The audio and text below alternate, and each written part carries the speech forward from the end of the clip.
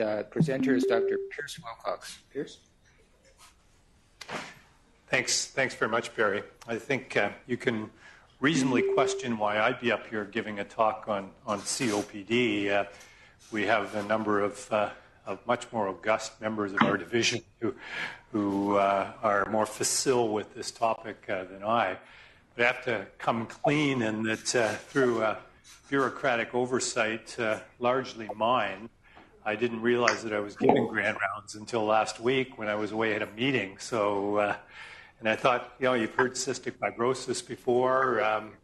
What would be something that was doable in the short term and might be generally applicable, and what better than COPD?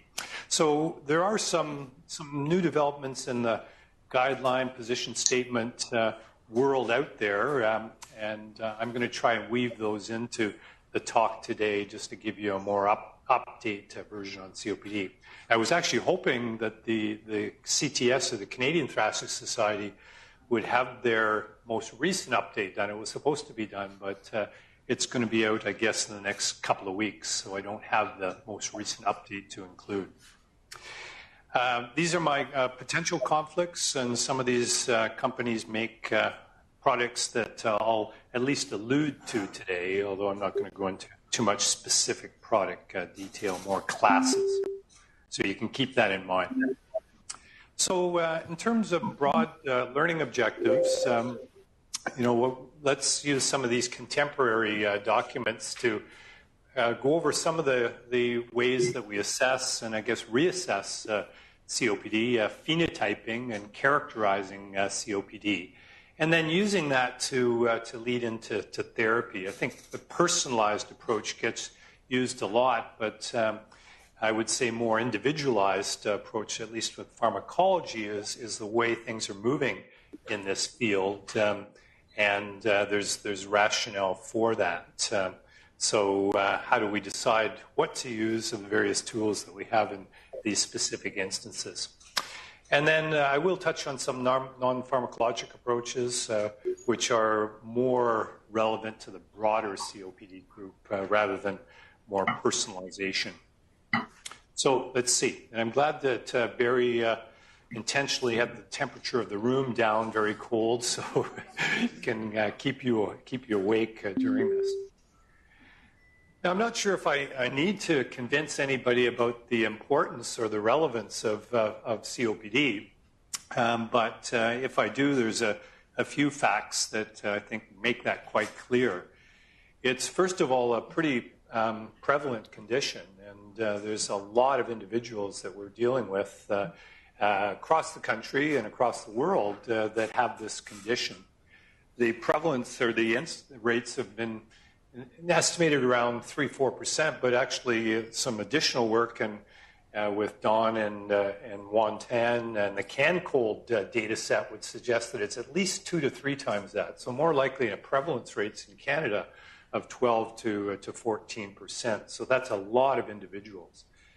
And stereotypically, COPD has always been considered a disease of elderly males, smokers. And there's still a certain truth to that, but you can see that this is by no means a disease that's exclusive to males. Women are making up more and more the numbers of this condition, and there's some evidence, although maybe a little controversial, that women may have more adverse outcomes with this condition than males. So it's not just an elderly male disease. And these are some old data, but I think are particularly telling. And there's been a pretty remarkable transformation when you look at what's been going on in the major, death-causing conditions that we see. When you look back over the last 3 decades or so, the atherosclerotic killers, heart disease and stroke particularly, have had a pretty significant decline. And obviously for lifestyle measures, control of risk factors that are out there. And you could be faulted in the popular press for thinking that we're dealing with a cancer epidemic, that cancer has gone wild. But when you look at the age-standardized death rates for malignancy, they're pretty flat and, in fact, declining a little bit. But the outlier, one of the big outlier in this is COPD. And those rates have been rising and are projected to continue to rise. And it's now the dubious honor of moving up to, I think, the fourth biggest cause of mortality worldwide. And, these data may surprise you a little bit, too, as when you're looking about why are patients coming into hospital, and at least for medical reasons, COPD is the #1 cause of hospitalizations for chronic medical disorders, and higher than some of the cardiac ischemic ones. I was corrected, I said admissions to hospital, but do you know what the #1 admission to hospital is, apparently? Is pregnancy and delivery. So that's not a disease state. So anyways, there have been a number of challenges in COPD that have been there. And one of the challenges has been early diagnosis. And for whatever reason, there's been a real reliance on symptoms to determine whether COPD is present or not. And if symptoms are the main driver and the driver for other investigations, it's been quite clear over time that we're really diagnosing these individuals very late in the disease presentation. The average FEV1, if you're relying on symptoms for diagnosis, is in the mid-50s, 55 to 60% predicted. So it's quite not early in the disease. I'll come back to that, but in terms of detecting it with spirometry, lung function testing, there's just been a real challenge getting a commitment to broad application of spirometry in the diagnosis of this condition, and hence part of the rationale. So if you're coming in with a diagnosis that late in the disease, you've lost a lot of potential opportunity where you might have been able to modify things or reduce some of the complications at least. It's also interesting when you look at the natural history, there's a little bit more of an understanding of what occurs with COPD. Now, this is not recent work, at least much of this is not. When you go back to the classic Lecture-Pedo curve of outcomes over time, and you can see, I don't know if I have a pointer, just here, that there's still a fair bit of acquisition of lung function as one gets into the teens, late teens, and then a plateau. And like everything in life, there's a decline thereafter. But those individuals that are going to develop COPD have an accelerated decline compared to the normal population. The surprising thing, and I suspect that it's surprising to you, is that when you look at smokers and heavy smokers on a regular basis, the actual majority of those smokers decline as a population very much the same as the normal individuals. So there's this concept of and that's over 50%, probably at least 2/3 of smokers go down that normal curve. Doesn't mean they don't get other complications of smoking. But that susceptible smoking population, and obviously there must be many factors, including a number of genetics, and some of that has been worked out.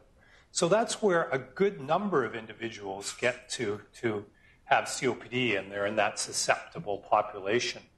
But what has more recently been kind of understood, and again, it shouldn't have been more recent because this was actually in the original Lecture-Pedo natural history sort of concept, is that there's some individuals who never reach that level of maximal lung function, so the disadvantaged population from youth.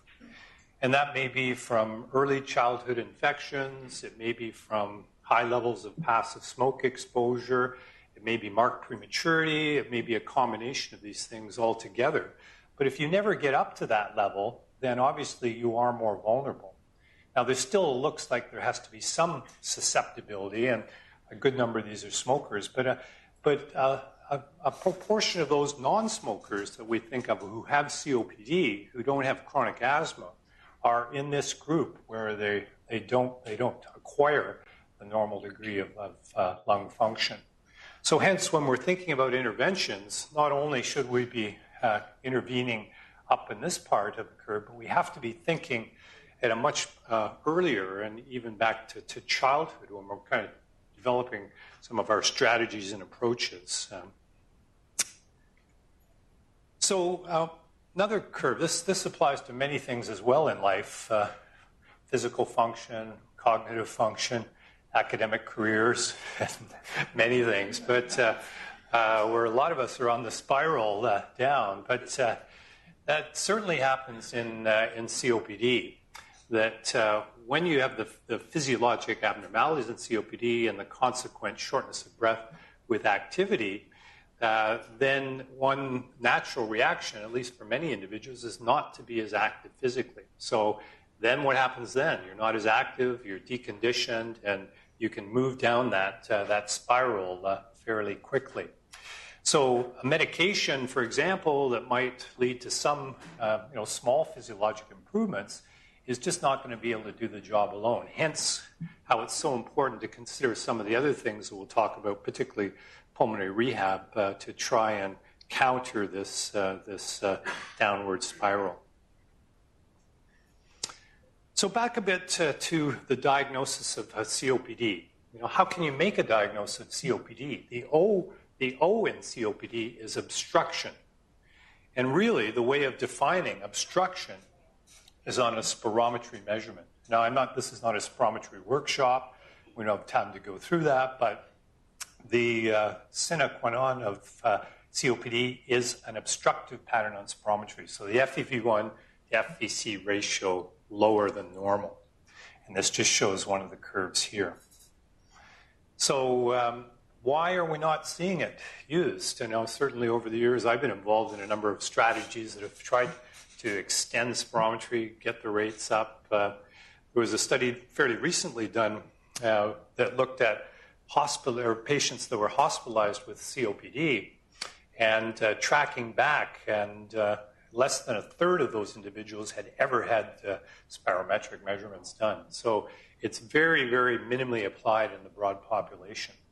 It's practical, it's inexpensive. I guess part of the problem is, to some extent, accessibility in places. So that is an issue. You can't just go to your Life Labs or to your local lab and get it done. But we are trying. We have a drop-in component to our spirometry lab now, where we're trying to increase it. Several other labs are. So, we keep striving to see whether we can get better application. Now, it is true there are issues with spirometry, and just showing even an obstructive pattern doesn't mean you have COPD. And even if you have reversibility, that doesn't mean you have asthma. You could have COPD with reversibility. So there are some nuances in it. But somehow, if we're going to get at this condition better, we have to be able to use our diagnostic tools. Maybe in asthma there will be some biomarkers, exhaled nitric oxide, for example, that might be performing well enough on diagnostic. I don't see that happening in COPD, so I think we're going to be left with the spirometry. But we need to think about that in a different kind of framework than we have to this point. But when I'm on the service and we've admitted somebody and they've been in 6 times in the last year for COPD exacerbations, and I look through and there's never spirometry done. My feeling is it must be the concept that the patients are not stable right now. They're coming in, they're sick. Why do spirometry? Because it doesn't really reflect, which is true, but the outcome of that is very often, at least in the population we see, spirometry never gets done. So I would consider it, and to my mind, it should be part of the algorithm before you go home from a COPD exacerbation. You should have spirometry. But that's my editorial. This is a scheme I'm going to show again later, but it's from the CTS, and it just provides a kind of very broad overview of the approach to COPD. And what I can say here is that you look at this, and this is very, very different from asthma. One of the things you'd never see for an asthma schema is inhaled long-acting therapies. That wouldn't be there as monotherapy ever. And what would be in this box for asthma that you don't see in this schema? That would be inhaled corticosteroids, right?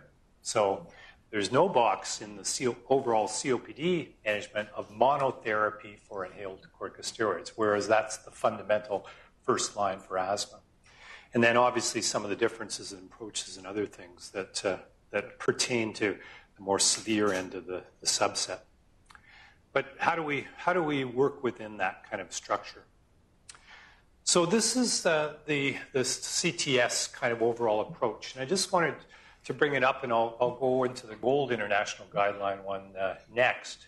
But historically, the decisions or recommendations for therapy and how you're going to treat this condition have related back to the severity of airflow obstruction based on spirometry. Now, I've already said that hardly ever gets done, so that's part of the problem. But the reality is that there are other ways that you can characterize, phenotype, however you want to describe the COPD patients that makes sense in therapy.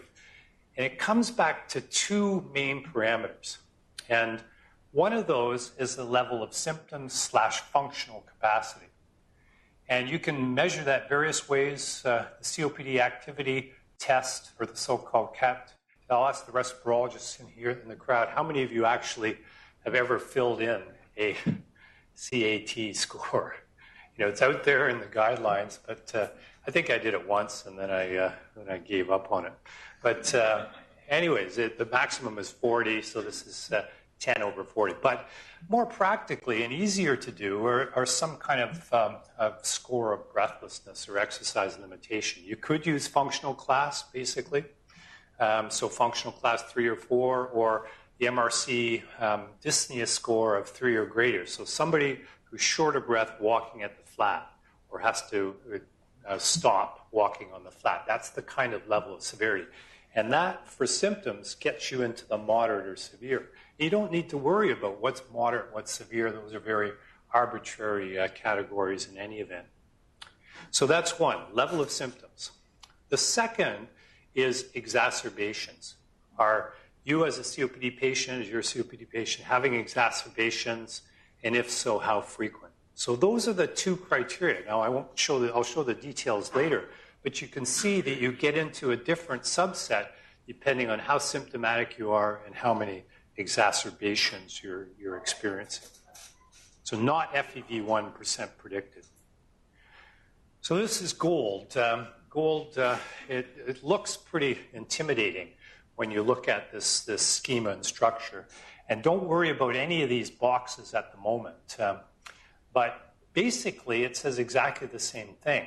But in this case, you're bringing down your COPD patients into 4 different groups based on relatively minimal symptoms, more significant symptoms, and dyspnea and exercise limitation, and exacerbation. So 0 or 1 exacerbation a year, a milder exacerbation, or 1 or more where you're hospitalized, or 2 or more where you're not. And these are treatments for these flare-ups of COPD. So you're breaking it down, and you can see just in the overview the differences. There are significant differences in recommendations about therapy depending on where you end. Now, the reality is that as respirologists, I don't think we see any of these patients, the Group A patients. Group C, I'm not even sure Group C exists. Frequent exacerbators who don't have symptoms. If they do exist, that's not somebody I've seen. So these are the patients that we see. Symptomatic, but not exacerbating much, or a combination. And these would be the kind of bread and butter of respirology practice. More frequent exacerbators, more symptoms. We'll come back to those 2 groups later. So looks complex, but it's actually fairly manageable when you break it down. Now, why symptoms? Why could symptoms perform reasonably well? Obviously, when we're treating to try and improve symptoms.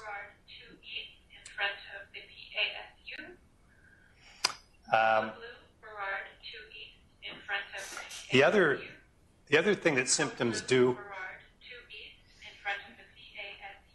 Does anybody know where that is? Hopefully the code team does. You can actually look, and prognostically, the separation of outcome for prognosis is even better when you incorporate functional class into it. So it's symptoms we're treating, but it's also prognostically very helpful. If you've got somebody, this is basically a New York Heart 4 versus New York Heart 1 or WHO 1. So a big separation. The other thing is about exacerbations. And, the exacerbations, why do you care? It's because they matter in COPD. They matter because there are significant symptom costs and morbidity. There is a prolonged trajectory to recovery for the majority of these things. And as I'll come to, there are some long-term consequences in disease progression. And again, everybody knows that it's bad to come in with a heart attack, but when you come into hospital with a COPD exacerbation, the mortality, hospital mortality, 30-day mortality, and 4-year mortality is exactly the same as a myocardial infarction. So the long-term outcomes are difficult with COPD exacerbations, at least those leading to hospitalization. And it's interesting, you have these groups, and I don't know if it's really understood why. There's some risk factors to predict those COPD patients that are going to exacerbate more, but not really, really accurate. But if you are in a COPD patient who doesn't exacerbate, compared to somebody who does exacerbate, particularly the real frequent exacerbators that would be ones you're seeing in internal medicine and emerge, there is a big cost in survival for that. And it makes sense when you see the mortality outcomes from those exacerbations. It's also, interestingly, a fairly stable phenotype. So if you're an infrequent exacerbator, you usually remain an infrequent exacerbator, at least over the 3-4 years of studies that have been done. Whereas if you're frequent, then you tend to remain that way. So just broad overviews of treatment. What are we doing? There's always been a nihilistic approach to therapy in COPD, because what can you do? The only thing really that's been convincingly shown to improve survival in COPD, well, 2 things: smoking cessation, if you're still smoking, and long-term oxygen, if you meet the criteria for home oxygen. But you can reduce symptoms and improve quality of life, and you fairly decently. And you can reduce risk, and you can see even here reducing mortality, true for those, but there may be some impact in some of the therapies, although it's just not been shown yet in some of the pharmacologic approaches. But we can do both. So nihilism, reality is one thing, but nihilism shouldn't be what drives us. So medications.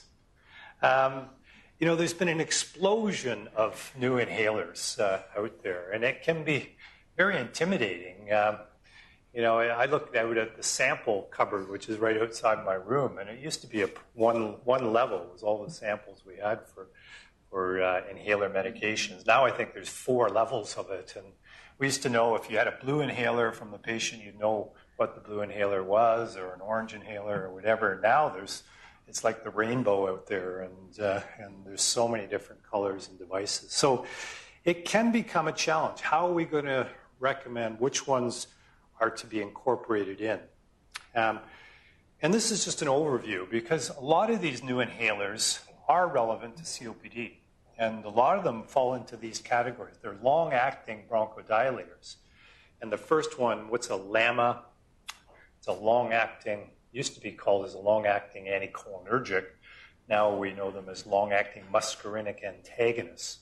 So long-acting atrovents, basically, or ipratropiums. And you can see there are actually 5 different inhaler devices, 4 different products. One product comes with 2 different delivery devices. 3 of the 4 of the newer ones are actually dry powder devices. There is the Respiratory inhaler, which is so-called soft mist inhaler. So some of them are, you have to load the capsule into the dry powder, some of them are multi-doses. So there are differences, and how do you select one versus the other? The other category, and this is not entirely up to date because there's a new one on here, the long-acting beta agonists as well. So where do we, first of all, I guess, why would you consider long-acting bronchodilators in a disease that is purportedly not very reversible. It's more fixed airflow obstruction. And we don't expect to see much of a change in FEV1 when we're using these therapies. But it relates back to some of the more subtle effects that these medications have. And in the normal situation, this is your total lung capacity up here, your functional residual capacity here.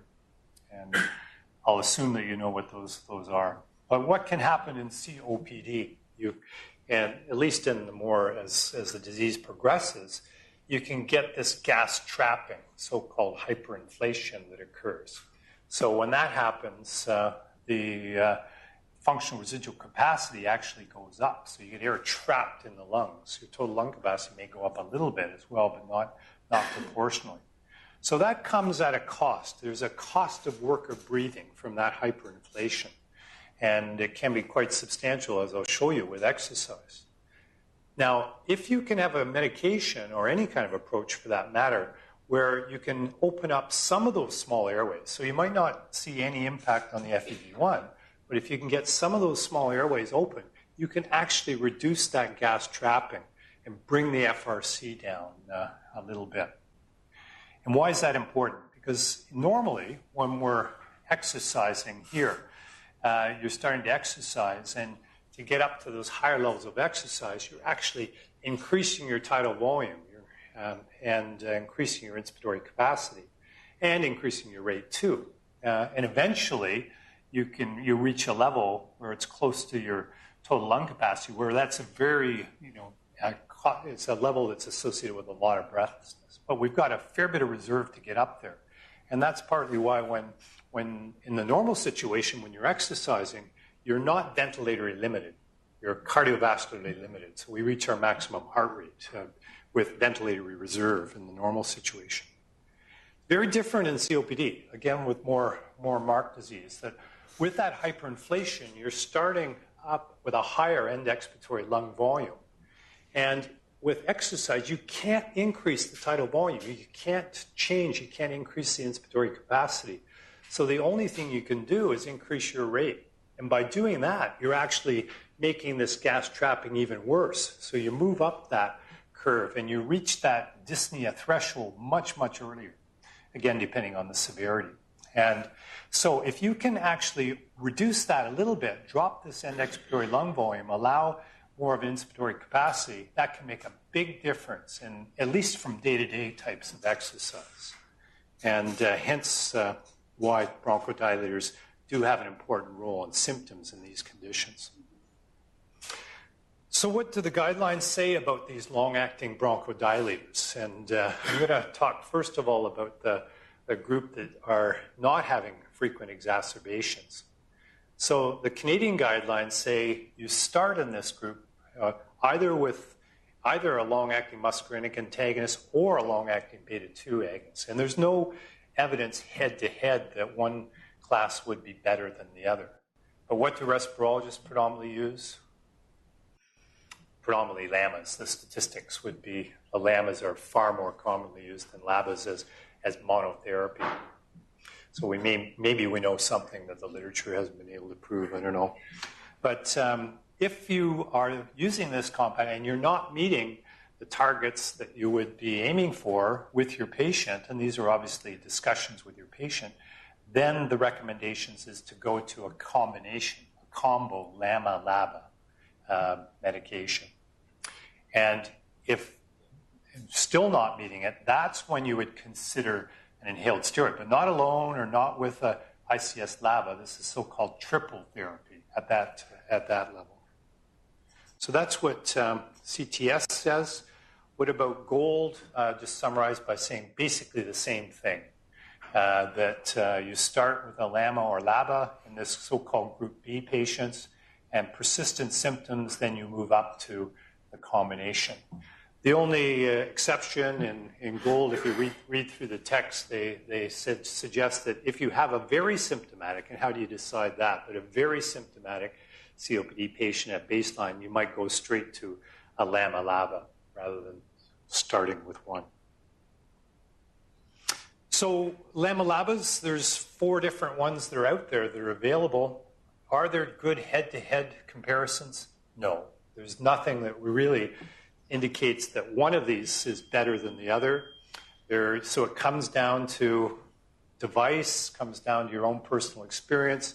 Some of these, or one of these is twice a day, and the rest of them are once a day. And then there's dry powder versus the soft mist inhalers. So the less tangible reasons are what one does. And you can imagine in general practice, having all these different inhalers, sometimes the reality is you get comfortable with one or two of these, and that's what you stay with rather than four. I've got them all up there, and I like to think I discuss all the different inhalers with every patient, but I can't say that that's always the case.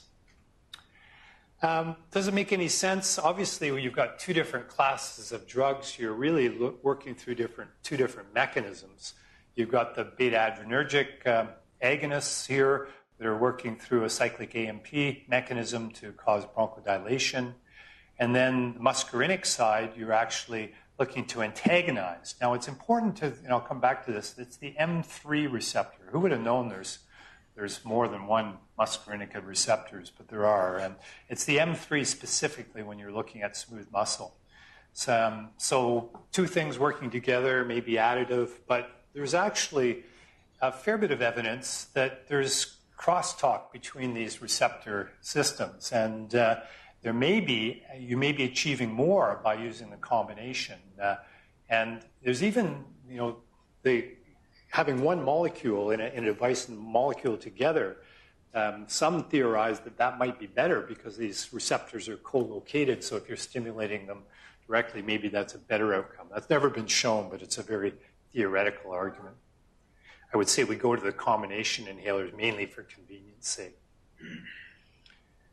So what's the data that the guidelines have used? There are studies out there. This is just one, the so-called SPARC study. Interestingly, SPARC and FLAME, as I'll come back to. One company tends to be thematic on one area, another on another. But I would say, it's probably not as strong as we'd like to see. But there is data out here that this is the combination of a LAMA LABA compared to two different LAMAs. And you can see only the British would have a score that actually you get better when you go down, right? So, but the lower score is better in the St. George's Respiratory Questionnaire. And the combination did better in symptoms, different way of looking at responder rates. FEV1, I've said, you don't expect a big change, but it does go up better in the combo versus the LAMA medications. And I'll come back to this, but exacerbations, interestingly, do seem to be less in that group as well. So there is some data, although not quite as robust maybe as you'd like. Now, is there a cost to these things? I'm talking in this slide about the LAMA medications. There are M3 receptors that are scattered around, and one area that you almost invariably get feedback from patients is dryness of the mouth, because the salivary glands are M3 receptor driven. It's interesting, it's not topical delivery. This is an effect of systemic absorption. So these are inhaled drugs, but a little bit get into the systemic circulation. So that's one. The other potential, I guess, is bladder, is urinary retention. Now, it's said that that's a consideration. The studies show the numbers are extremely low, but I think it's something you do need to mention to your patients. I don't know, has anybody here seen that?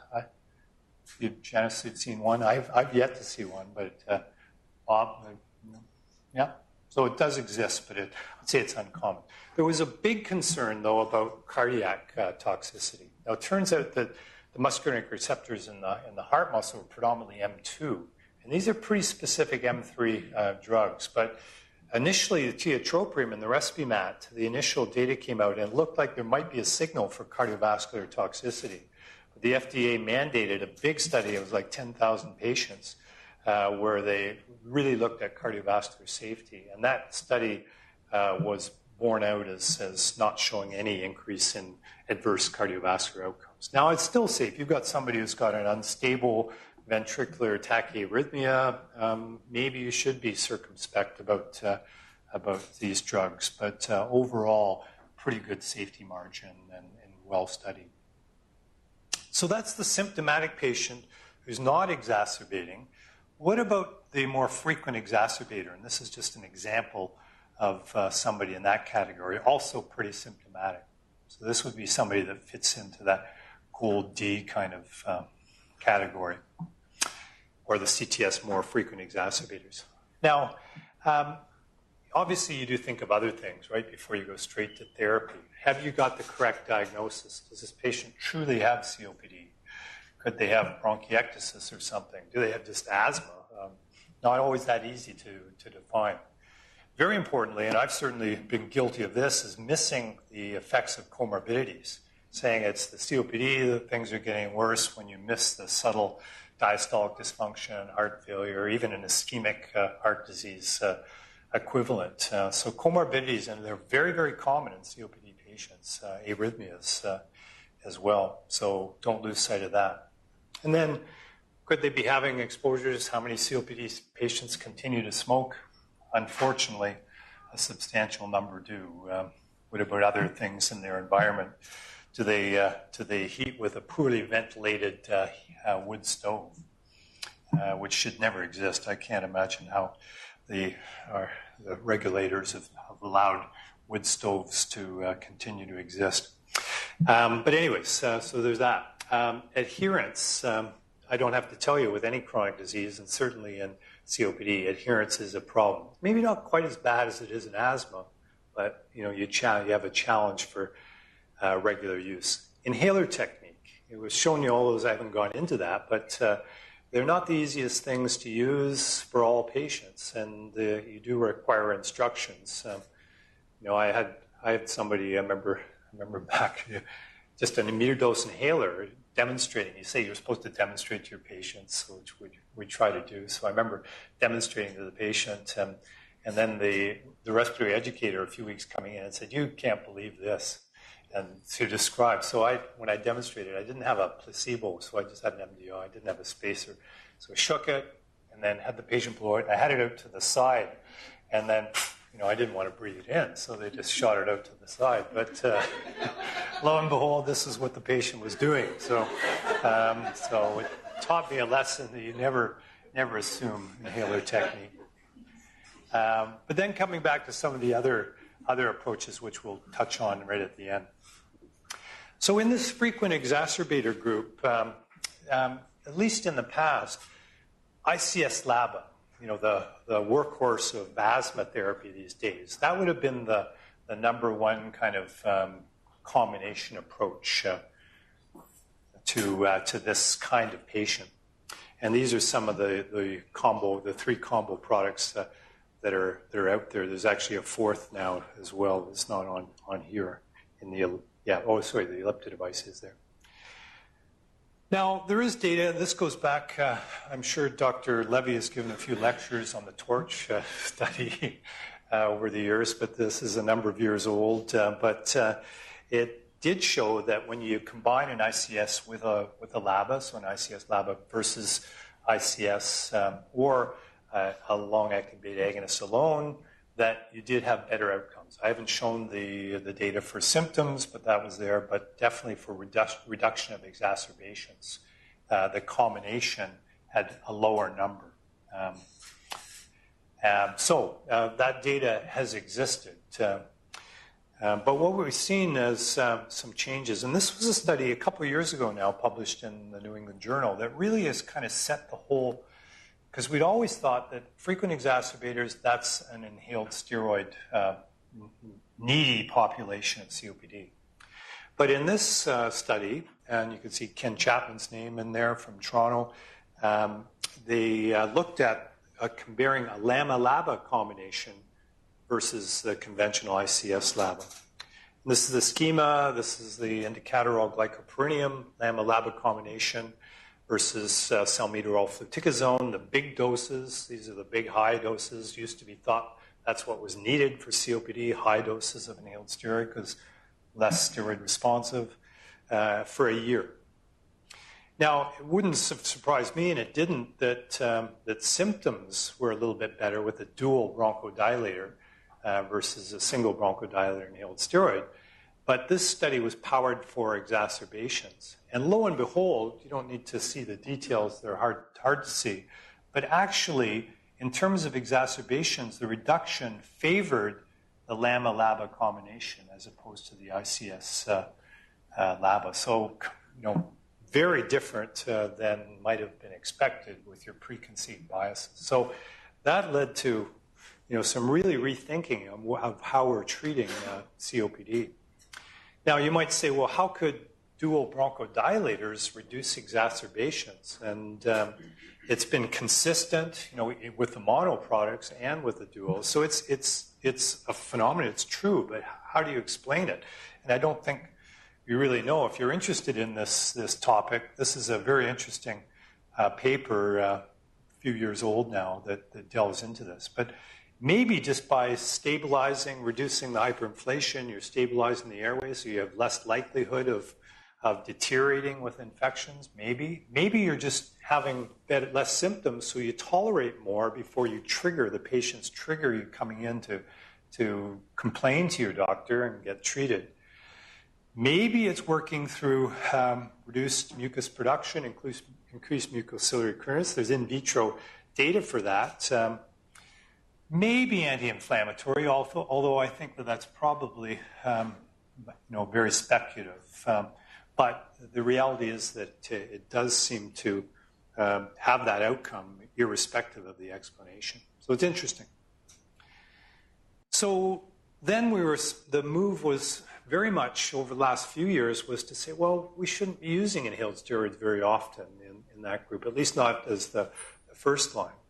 But then another study, the so-called IMPACT study, has just much more recently been published, and I'll go into that. Now, this study, and it's important when you look at it of what the patient population is that they're studying. So I won't go through all the inclusion criteria there, but the outcome of the inclusion criteria was this is the more severe COPD patients and the more frequent exacerbators. So the majority of the patients in this study, and there were 10,000, that's a pretty credible respiratory study. The majority of those were actually in Group D. And when you go back to FLAME, because these results are going to be a bit different than I just showed you, the FLAME study, actually the majority of the patients were Group B patients. So these studies may look like they conflict, but my take on that is that it may well be because different COPD populations were being studied. But anyways, it was a randomization of triple therapy versus ICS LABA versus LAMA LABA. And what this study showed is that actually the triples, the triple group had a lower exacerbation group. And the LAMA LABA, actually the ICS LABA group had a little bit lower exacerbation rate than the LAMA LABA group.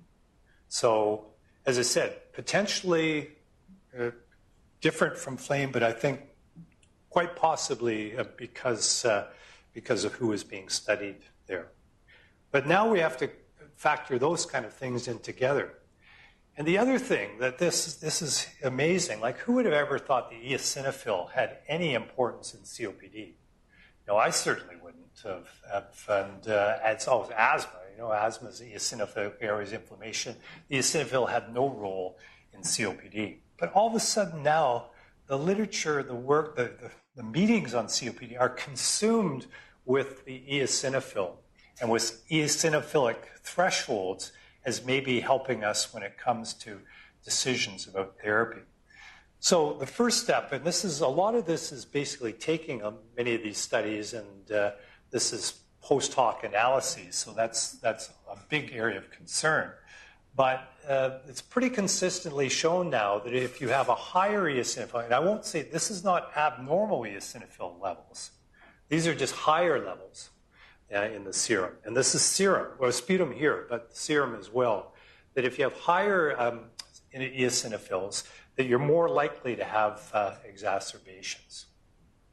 And that's been shown. Now, the IMPACT study, I don't have a slide for it, but what they did is they looked at very specific thresholds of serum eosinophils and have now come up with that plus other work that suggests that maybe we could be using serum eosinophils as a help in deciding. I'm going to come back to that on the GOLD study, or the GOLD recommendations. So the CTS, this was before the IMPACT study, had suggested if you're in that frequent exacerbator group, you start with a LAMA LABA. And then if they're still exacerbating or still symptomatic, then you go to triple therapy. So GOLD is in just recent, this is only a few months out, is a little bit different. And this is where it's taken some of these post hoc analyses and actually stating it in a guideline format, an international guideline. So it's worth spending, it looks intimidating here, but they're saying that, and I haven't shown you the starting, but the starting still in that frequent exacerbator group would be a bronchodilator. So most would say a LAMA in this group because the data for reduction in exacerbations is better for a LAMA than a LABA. But then where do you go? And you see this little star here. So you can't read it probably, but if the serum eosinophil counts 300 or more, or they've even got this over 100 in their frequent exacerbators, then the recommendation is to go to an ICS LABA. So we're coming back to what we did previously a lot of the times. But interestingly, based on it, who would have thought? You know, I'm still skeptical, and I don't want you going out here necessarily, you know, making all your decisions based on, and a serum eosinophil count of 300 is not abnormal, like in the range, right? How stable is that over time? How impacted is it by being on inhaled steroids? There's still a lot of questions, but it's in the guidelines as suggestions anyways. But if you don't, if you have a low eosinophil count, or lower anyways, then you go to a LAMA LABA combination. And then where you go is intriguing to me from that. So if your eosinophil count's less than 100, they're saying there's not even any use of thinking about inhaled steroids. They're just not going to work. Go to one of these other treatments that I'll talk about. And if it's in that kind of 100 to 300 range, that's where you should be going to a triple therapy. Or if you came out of here and you're still exacerbating, ending up here. The bottom line is a good number of these patients are going to end up on triple therapy, so maybe we shouldn't be too angsted by it. But it's kind of a very different way of thinking about COPD in that population than you might have otherwise considered. So why is it important? Why worry? Inhaled steroids do have a bit of a cost. There's probably increased cataract rates. It probably does have an impact on bone density, although small. I've lost two of my respirologists now. But there is an increased pneumonia risk that does exist with inhaled steroids, particularly for fluticasone and particularly for high doses, but it's a class-related thing. So it reduces exacerbations maybe in some, but there's an increased pneumonia risk, and this has been shown over and over again. I think I'm going to skip over this for time. So practically, you know, which kind of patient, because a lot of these COPD patients come to me, they're already on triple therapy or ICSs anyways, amongst other things. Who should stay on ICSs? I think right now, if you have asthma COPD overlap, if you have that dual diagnosis, then obviously you should stay on an inhaled steroid. It's not always that easy to make that diagnosis, a dual diagnosis. If you're a frequent exacerbator, especially more frequent severe exacerbators, then I think that's a group I would just keep on ICSs. Maybe over time, if they declare themselves as not exacerbating, you'd think about that and down titrate. What I've left still is potential, but you know, more and more we're looking at the serum eosinophil. Maybe there's other biomarkers as well, but there's also, if you're elevated, then and you're on inhaled steroid, you shouldn't be coming off. Is the kind of one of the potential current thinkings. But I do think that needs to be studied properly and studied in a better way than we have to now. But you'll see that as I showed you. What about, just in the last few minutes here, what else do we have? And these are patients that we struggle with. You've got them on everything. You think they're taking everything. You're trying to keep in mind their comorbidities, using their inhaler properly, and yet they're still exacerbating. They're still coming into hospital. And one approach has been low-dose macrolide therapy, so azithromycin. And this is like the 250 milligrams 3 times a week, maybe 500 3 times a week. There's been no real difference. And it's a study a few years out now from the New England Journal that looked at, and this wasn't just all-comer COPD. These were the most frequent exacerbators already stabilized on therapy. And there was a significant reduction in exacerbation rate for that long-term macrolide group versus placebo.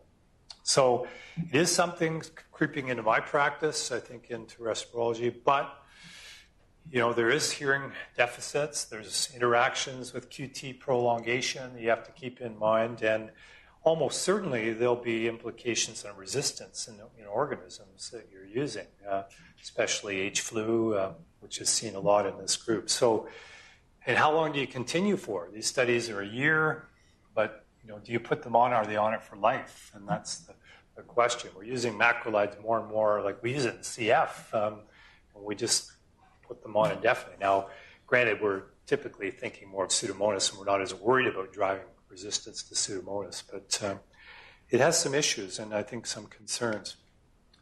The other drug, has anybody in here ever used Roflumilast? It hasn't really caught on. It's not covered by the formulary. Not too many third-party payers cover it.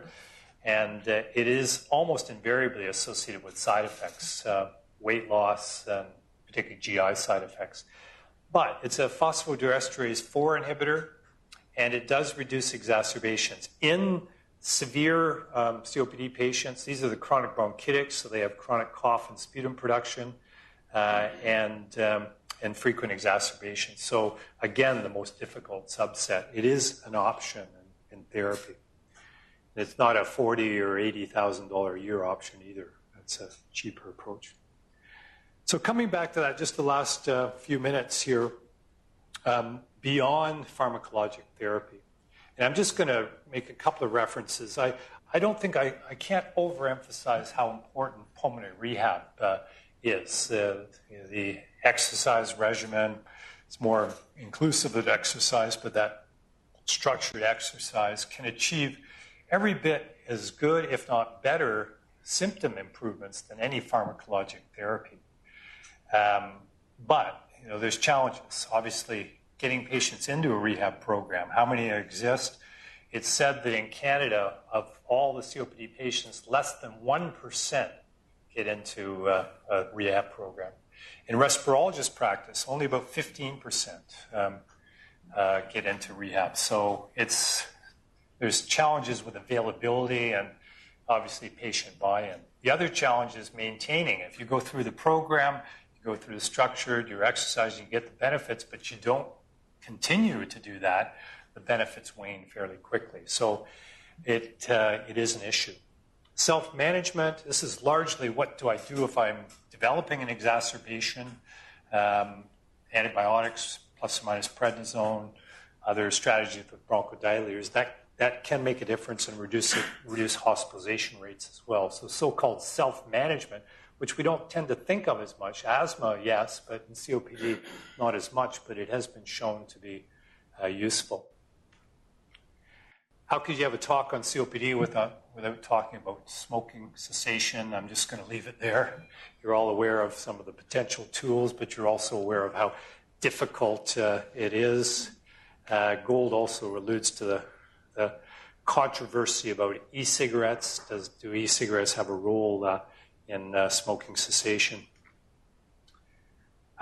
Question that comes up a lot is pneumococcal vaccination. Influenza vaccination, yes. Yearly influenza vaccination, without a doubt. The polyvalent pneumococcal vaccination that we've had for a long time, yes, but weaker data. But what about the conjugated pneumococcal vaccine that's a little bit more recent? And even though it's not covered yet in BC and much of Canada for this population, the data would suggest that it should be administered. So I'm recommending to my patients that they have both the polyvalent and the conjugated vaccines. Obviously, you have to separate them out by the appropriate time. And this is just one study that shows, and this is mainly what these vaccine studies have been shown, is to reduce the community-acquired pneumonia rates in this population. Sometimes exacerbations for the polyvalent. Haven't seen that yet for the conjugated. I just bring this up for Bob and maybe get to Bob's insight. What about when you're getting up to the real high boxes about transplant? And you can see here that of all the groups, the COPD group, which is in green, over the long run, tend to do the worst. Who does the best? Our CF patients do the best in these outcomes. But, still obviously COPD patients are doing well. The reality is, and maybe this is in part with this, doing transplant on the sickest patients, but the proportion of individuals, not the total number, but the proportion that are COPD patients is dropping over time. And I am going to leave it by saying that if you're thinking of transplant, my reading of literature, now Bob may have a different insight, is that really if you're COPD patients, you're thinking about transplant for improving quality of life. Because I'm not sure that there's any good data that would suggest you're improving survival in COPD, but I'll leave that out to my colleague expert. Do we have anything else? Sometimes there's, as you know, sensory lobular emphysema and smoking is often upper lung zone predominant. So there have been approaches that, what about the upper lobes in some of these patients, highly selected anyways, are not doing much of anything. Let's just take them out, so-called lung reduction surgery. And I won't go into the details, but there is data that in a highly selected group of COPD patients, very severe disease but not too severe, bad functional outcomes, then you can actually probably have a survival advantage. But it's a very, very tiny niche. So I don't think the surgeons want to do that. They're difficult patients. They're in hospital with air leaks forever, and there's hospital mortality. But why don't we do the same sort of thing by, under a bronchoscope, sticking little valves into the upper lobes and allowing them to collapse, and this so-called bronchoscopic lung reduction surgery. And these valves do exist. There's data on them. But again, often infections, they migrate, they bleed, there's downsides, and it certainly locally has not caught on, although there are some centers that do a fair bit of this in the world. So those are a couple of the options that are out there. So just to summarize, the diagnosis is important, and clearly this COPD is a disease that has tremendous costs, morbidity-wise and mortality-wise, and the acute exacerbations are a big part of that. And we do have some sort of changes in how we're approaching therapy, but even within a year ago, if you had asked me, I would have been moving in one direction. Now, with more recent data, we're starting to move even back into realizing the inhaled steroids have a role, but it's a more finite one. And how much we can use biomarkers to help us out, I think, is still open for some debate. So thanks for your interest.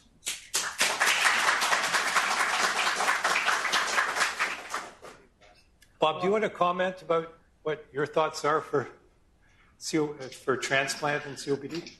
I agree. Small population of younger COPD patients, typically with alpha-1 antitrypsin deficiency, oxygen dependent. It's a focus on quality of life rather than survival.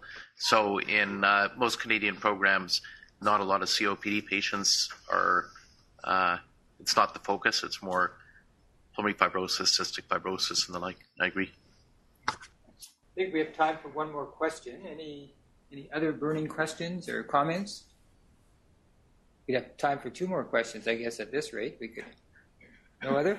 All right. Before we thank Dr. Wilcox, next week, it's a very interesting round, an endocrinology presentation on endocrine complications of immunotherapy. And this is someone's coming up from the University of Texas, so please come next week. Thank you, Pearce.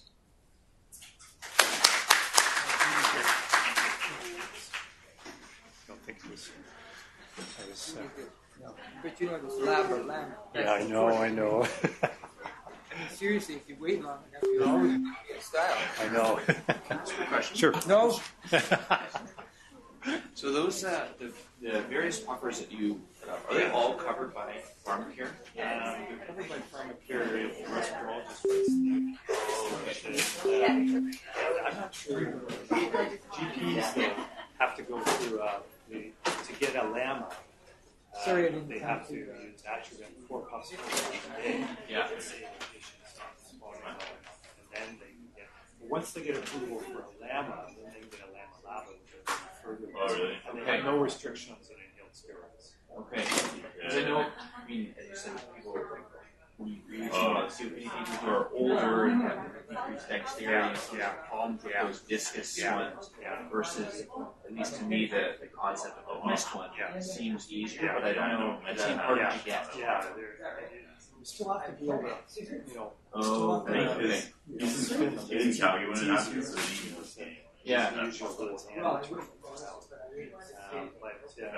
So, there are ways of getting it covered. You see, most of the other provinces, no, there's ordered the MRI restrictions on diagnosis. Yeah. Gotcha. Do you have a preference between the specific LAMA or LABAs for people who are in that? No, I use. I tell you, I typically she's my take. she does not do Lift this. the device and if you use a dry powder. I tend to use that because it's once a day. It's multi-dose.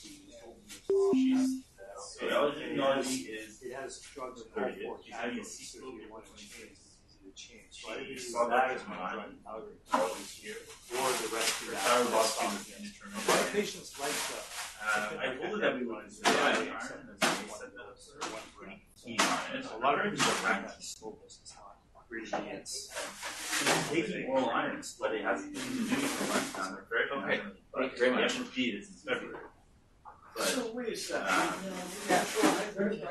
so you're trying to after So are we defining the disease differently? So, like FEV1? yeah. I would. So what like is it climate change? Like But if they change to something, I think it's worth it. I told her it's not genetic color problem, and she still doesn't know. The other part was, I don't know if So this is it. Bringing up, it's and the last thing is like, is there any other business like no one else is doing? Should we just put her on certain? Maybe it's. But we're not doing anything. No, I know we're not. But I mean, I don't think we don't have any. It's not like and the other thing is It doesn't, I know. the other thing is the epidemic. But she has your phone there, she has it ringing, like, this all could be nothing. Yeah. So But In my practice, all drug She has, she's seen it again in May. well, I mean, that's not the reason. That's the smallest reason, but that's not the world. The world. I think if you biomass about this or it doesn't have this, I don't disagree with that. Yeah. I don't think it's. No, I totally agree. I told it too. Yeah, so I, Very good. she's seen a lot of those. I would say not so much her and say, thoughts. She can go back and see Oh, yeah. right? That would make me want to retire. I mean, that would make me actually. No, that would make I me wanna understand that. Well, Keep she going, doesn't- because I'm going to be a COPD expert. Yeah. So, Sure. I'm just not keen that. I'm still struggling with symptoms.